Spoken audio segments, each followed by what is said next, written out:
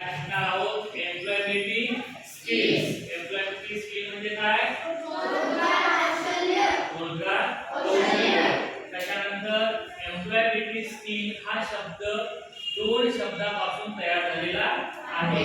तो शब्द म्हणजे एम्प्लॉयमेंट. एम्प्लॉयमेंट म्हणजे काय? रोजगार. एम्प्लॉयमेंट म्हणजे काय? रोजगार. त्याच्यानंतर एबिलिटी. एबिलिटी म्हणजे काय? क्षमता. आणि स्किल्स म्हणजे कौशल्य. बघा लक्षात घ्या, आता मार्केटमध्ये सगळ्यांना जॉब उपलब्ध आहेत, मार्केटमध्ये नोकऱ्या आहेत, पण आपल्याकडे जर एबिलिटी नसेल आणि आपल्याकडे जर क्षमता नसेल तर आपल्याला नोकरी लागणार का? नाही.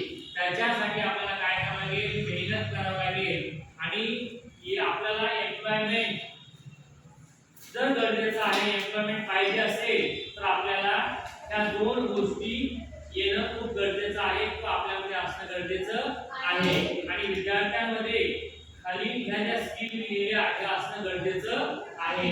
सगळ्यांना लिहिता आलं पाहिजे, सगळ्यांना वाचता आलं पाहिजे, सगळ्यांकडे टाइम मॅनेजमेंट करण्याची सुद्धा स्किल असली पाहिजे. वेळ दिली तर परत केली का नाही, वेळेचं नियोजन करता आलं पाहिजे. त्याच्यानंतर कम्युनिकेशन स्किल म्हणजे बोलण्याची पद्धत किंवा बोलणे, आपण कसं बोलतो, आपण कसं वावरतो, या सगळ्या गोष्टी आपल्यासाठी महत्त्वाच्या आहेत. त्याच्यानंतर लीडरशिप, आपल्यामध्ये नेतृत्व करण्याची क्षमता असली पाहिजे.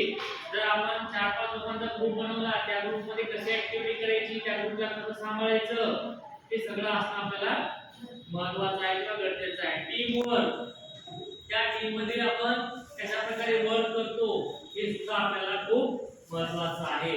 बघा काही लोक आमदार खासदार या सगळ्या गोष्टी होतात की नाही, मग त्यांना ह्या लीडरशिप आली पाहिजे, भाषण करता आलं पाहिजे, तुम्हाला बोलता आलं पाहिजे स्टेजवर. ह्या सगळ्या गोष्टी आपण कशामध्ये शिकणार आहोत? Employability skill. आणि एम्प्लॉयबिलिटी स्किल तुम्हाला एकदा आली तर तुम्हाला सगळ्यांना नोकरी लागते.